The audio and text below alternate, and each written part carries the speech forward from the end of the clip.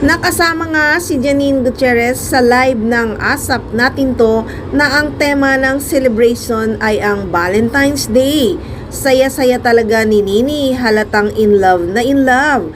At nahalata pa nga sa biro ni na Darren Espanto at Edwards Barbers na may kadate si Janine Gutierrez sa Valentine's Day. Saktong-sakto kasi 3 days pa naman before V-Day, pero iti-date na namin kayo to a special Valentine's concert Sana all. today. Sana all may date. Ito na nga, ito yun. Tama yan. Napasana all na lang kay Nini. Halata talaga na si Paolo Abilino lang naman ang kadate ni Janine Gutierrez. Baka nga nag-advance na sila dahil spotted nga daw sa airport kamakailan ang dalawa. Siyempre, nag-advance na sila ng date, ayaw na nilang makisabay sa celebration ng iba at siguradong maraming mga mata ang makakakita na naman sa kanila. Kaya siguro nag-advance na ng date ang dalawa. Baka hanapan na naman kasi sila ng resibo Ayaw na talaga nila ng publicity pagdating sa kanilang relasyon ni Paolo. Sila na lang ang nagkakaintindihan.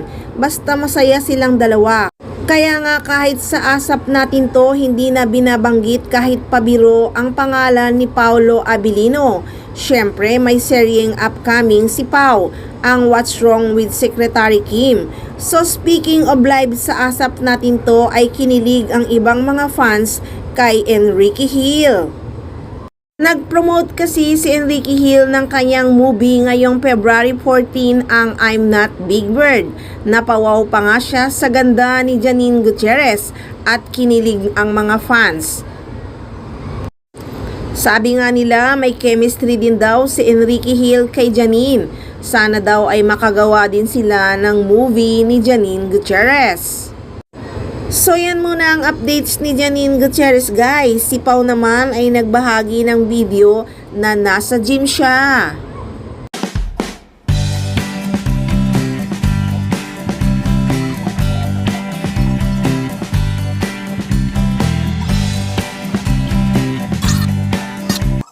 Marami pa talaga tayong aabangang chika ng Paunin. Pero wait lang tayo sa tamang oras at panahon para sa kanila dahil magtatambal din sila soon.